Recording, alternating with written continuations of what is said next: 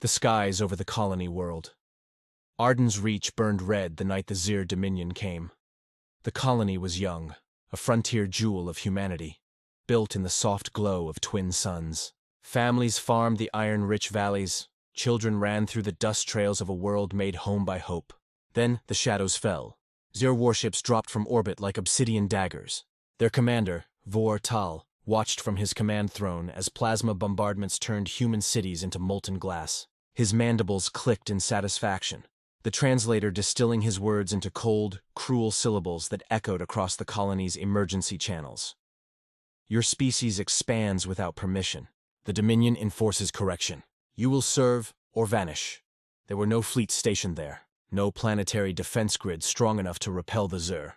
The colonists were scientists, engineers, families, builders, not warriors. The screams of 10,000 souls carried through open comms as the bombardment continued for hours. The Zir ships descended, scavenging through the wreckage for genetic samples and survivors. They captured 200 colonists alive. Those unlucky few were impaled, displayed in orbit for transmission, a warning to any who would claim Zir space. Let Earth see, Vor-Tal said. Let them watch. The humans are weak when alone. They broadcast the massacre to the galactic network as theater. To them, it was order. To humanity, it was blasphemy. Laughter among corpses. In the aftermath, the Zir gathered in their capital ship's observation chamber. They watched the captured footage replay again and again.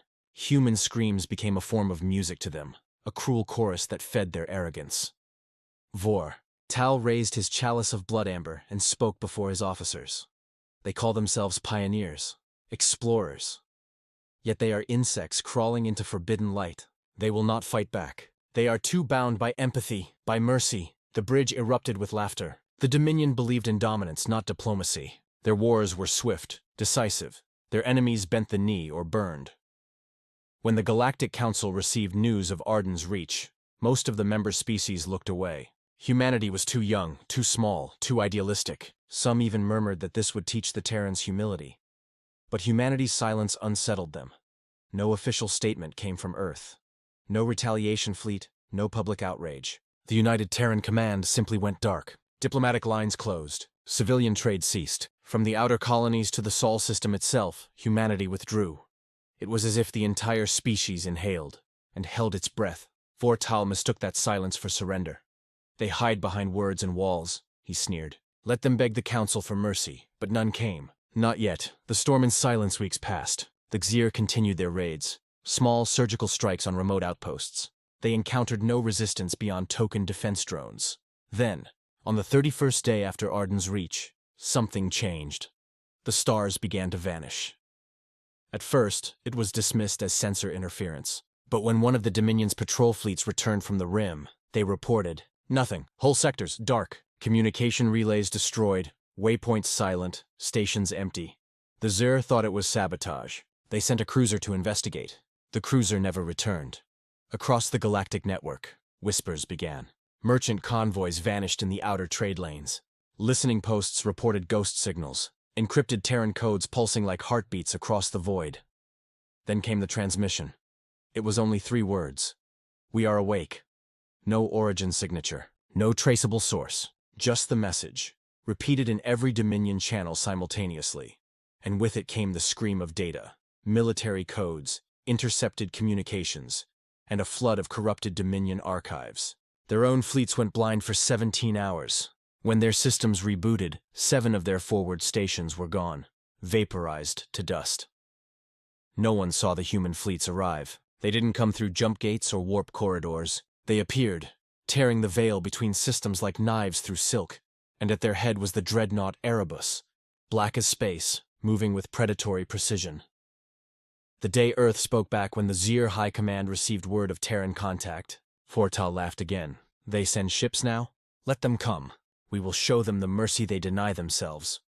He ordered all Dominion forces to converge near the Corvex system, the heart of their armada. 120 ships waited there. Cruisers, destroyers, carriers, worldbreakers. They expected a fleet. They got vengeance. The human ships emerged from the void without FTL signatures, without warning. Each vessel bristled with kinetic spines and rail cannons. Weapons beyond known galactic convention. Their hulls bore no markings, no banners, only matte black armor that reflected nothing. The first volley from Erebus split the Corvex moon in half. The second erased 2 Dominion carriers before they could even raise shields. Vortal's command ship shuddered as impacts rained down like divine judgment.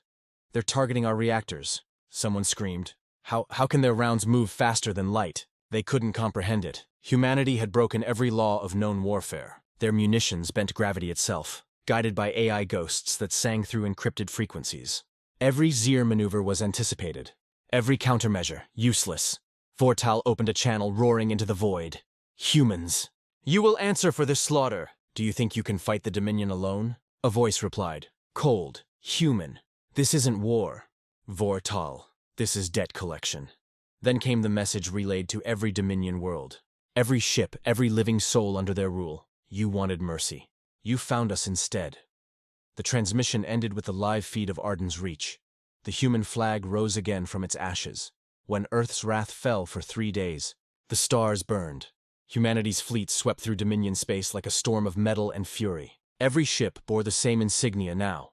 The sigil of Earth, crimson against the black.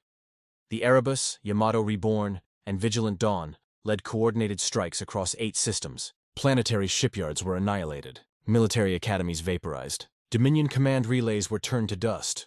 But the humans did not attack civilians. They didn't enslave, didn't broadcast, didn't gloat. Their silence was worse than cruelty.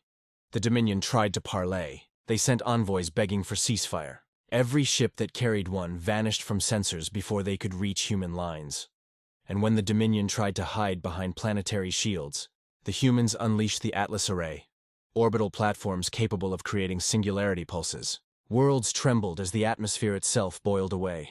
Across the galaxy, species watched the hollow feeds in stunned horror. The mighty Zir Dominion, conquerors of 12 civilizations, were being unmade in real time. Their fleets shattered, their worlds burned. And still, no human voice rose to claim victory. It wasn't a war. It was judgment. The fall of Vortalon, the 4th day. The last of the Dominion's leadership gathered in orbit above their capital world. Vortal stood on the bridge, his arrogance broken, his claws trembling. He opened one final transmission, directed to Earth. His voice cracked as he spoke. "Enough. Please. You have made your point. We surrender."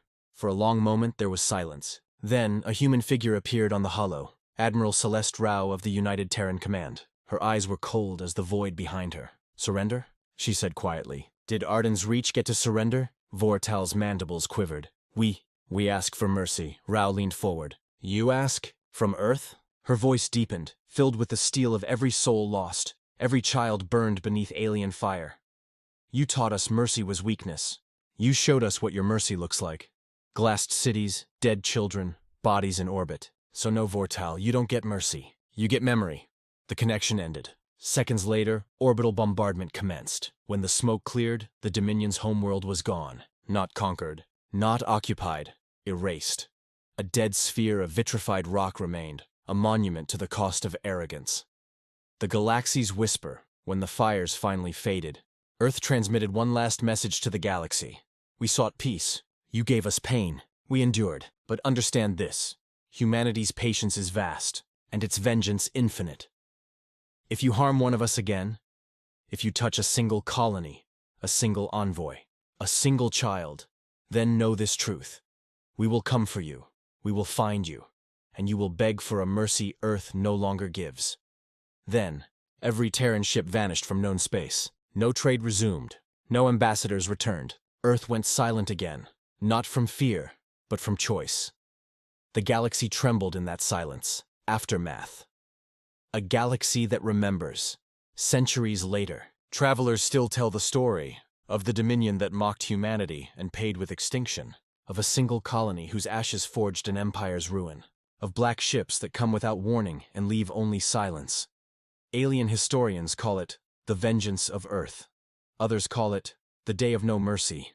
But among those who still remember, who whisper in fear when a Terran vessel passes the edge of their star, one saying endures, old, bitter, and true. The invaders wanted mercy, and found none from Earth.